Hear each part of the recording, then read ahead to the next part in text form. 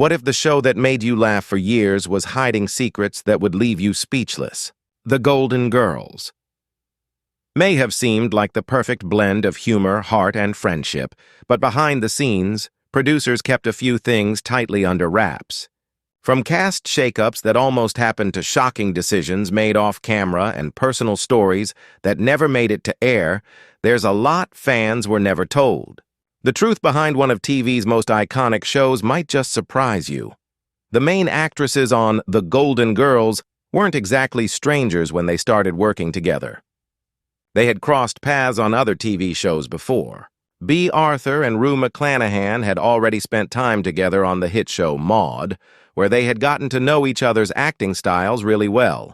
On Maude, which ran from 1972 to 1978, Arthur played the outspoken title character while McClanahan played her best friend, Vivian.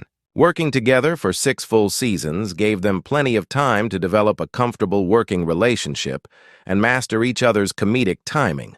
Rue McClanahan had also worked with Betty White on another show called Mama's Family, a sitcom that aired in the early 1980s.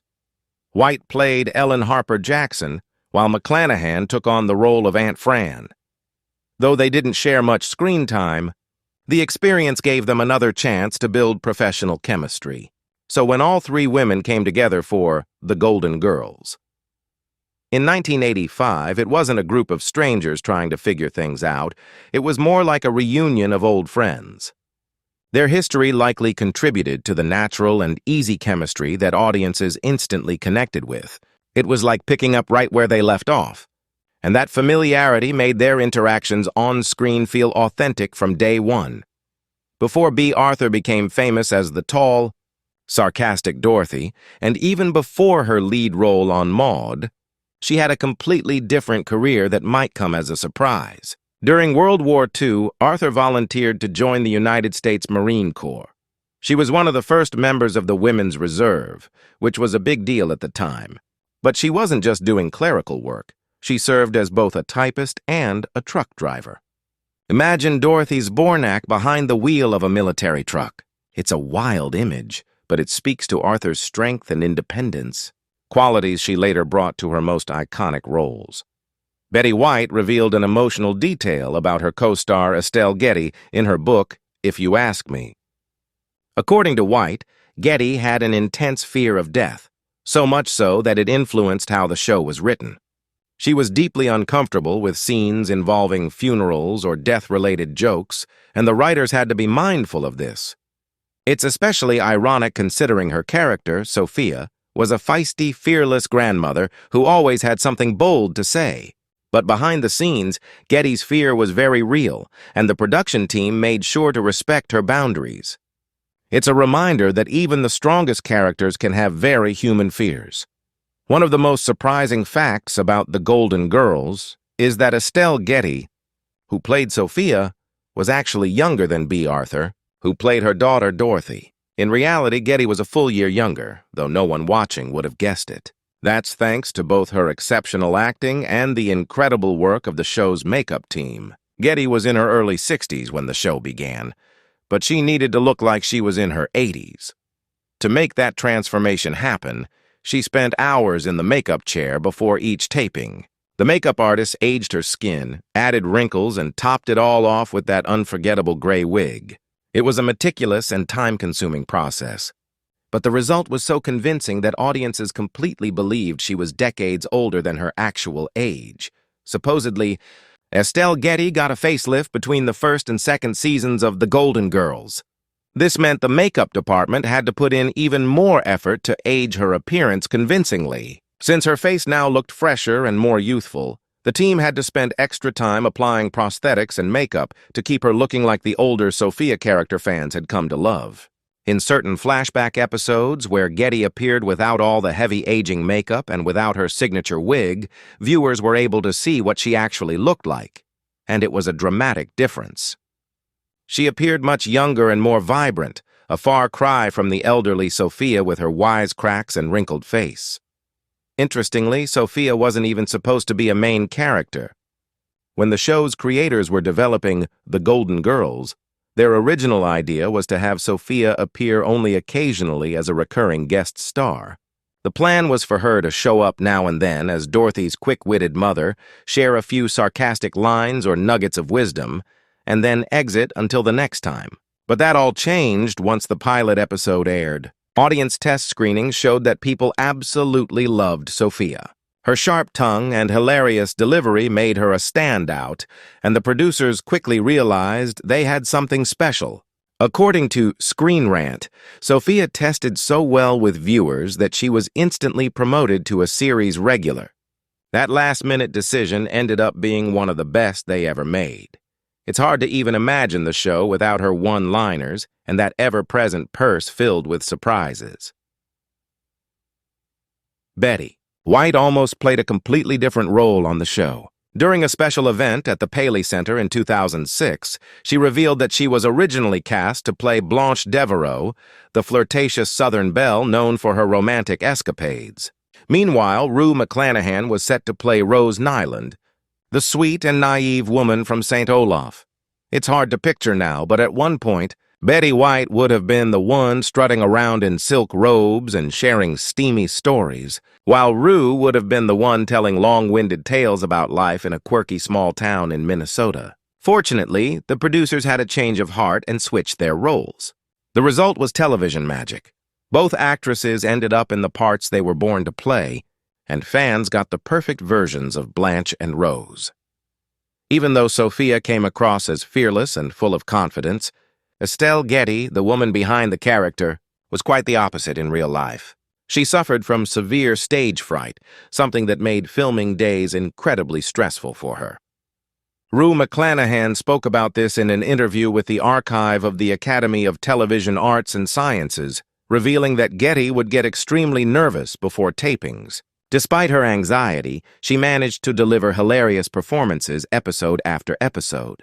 It's a testament to her professionalism and talent that she was able to overcome those nerves and make Sophia such an unforgettable character. Rue McClanahan once explained that Estelle Getty was like a completely different person depending on the day of the week.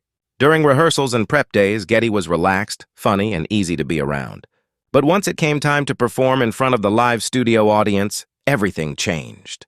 McClanahan described how Getty would show up to tapings like Pigpen from Peanuts, with a metaphorical black cloud hanging over her. "Poor thing," she said sympathetically, clearly acknowledging how hard it must have been for Getty to deal with that kind of anxiety week after week.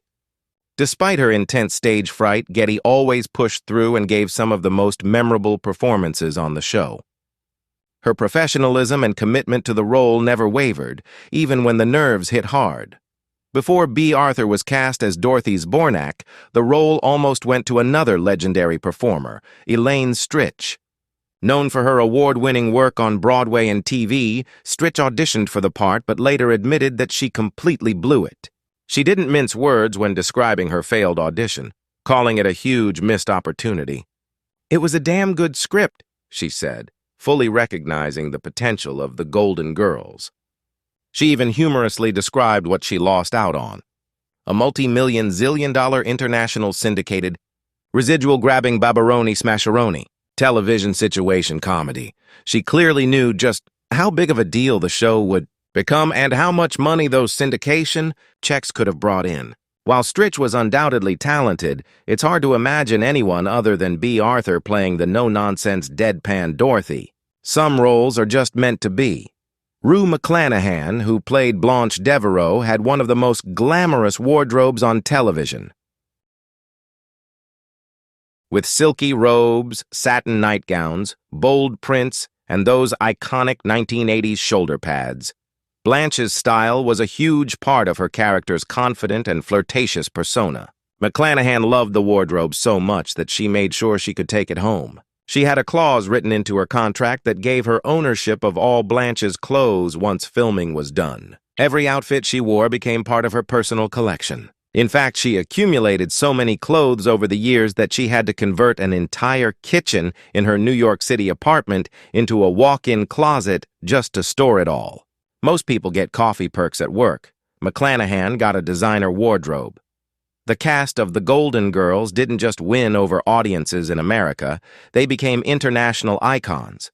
One of the show's most unexpected fans was Queen Elizabeth, the Queen Mother of England. She loved the show so much that she invited the entire cast to Buckingham Palace to perform a live version of a Golden Girls script for the royal family. According to Betty White, who shared the story during a Reddit Q&A in 2014, it was a surreal experience. The cast received very strict instructions before the performance. They were not allowed to speak to the Queen unless she addressed them first. Still, it was a once-in-a-lifetime honor to perform at the palace for British royalty. It just goes to show the incredible reach and impact of the show and how laughter really does cross borders. During the live performance for the British royal family, the Queen Mother was seated in a box above the stage. After the show ended, she came down with Princess Anne to meet the cast. Betty White later shared that the Queen Mother greeted them by saying, "Lovely pretty girls."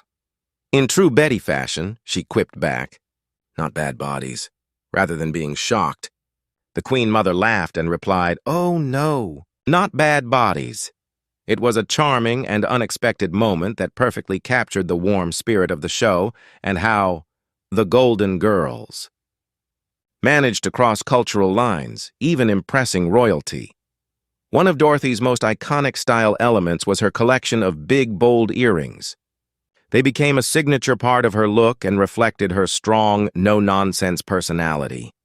But what many fans never realized is that all of those earrings were clip-ons. Bea Arthur didn't have pierced ears, so every accessory she wore had to be the kind that clamps on. If you watch closely, knowing this, you might even spot how some of the earrings sit a little differently. Clip-ons aren't exactly known for being comfortable, especially when worn for hours under hot lights, but Arthur wore them without complaint.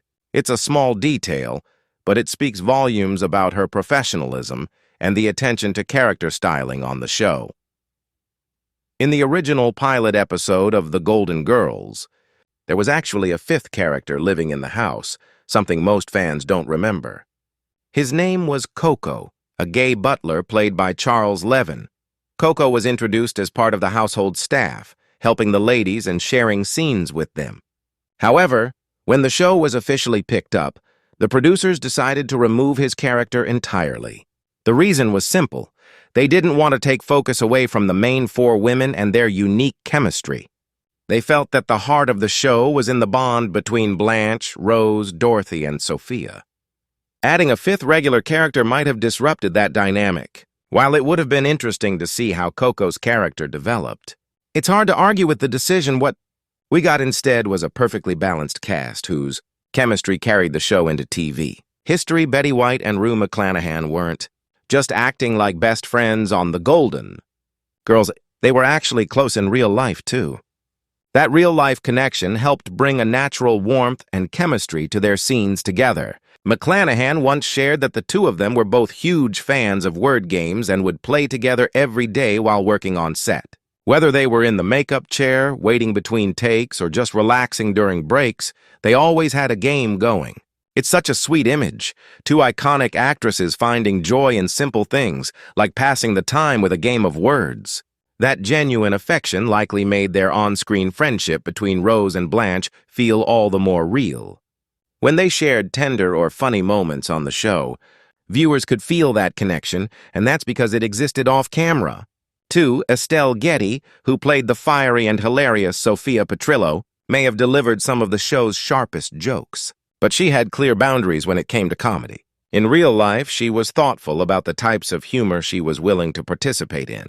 Getty once explained that she had a personal rule about avoiding what she called gratuitous pain. She didn't believe in making fun of people for things they couldn't change, like their weight, physical appearance, or disabilities. "Why would you make fun of somebody who's fat or who's cross-eyed or who's bald?" she asked. She made a conscious decision not to be part of jokes that targeted vulnerable groups. One specific line she drew was against gay-bashing jokes, something quite progressive for the time. Getty believed that good comedy didn't need to be mean-spirited, and she used her influence to make sure Sophia stayed witty without becoming cruel. It wasn't just about being funny. It was about doing it in a way that respected people. Her principles added a layer of integrity to the show and proved she was as strong off camera as her character was on it. So, now that we've taken a trip behind the scenes of one of television's most beloved shows, here's a fun question. Who's your favorite Golden Girl? Let's hear it.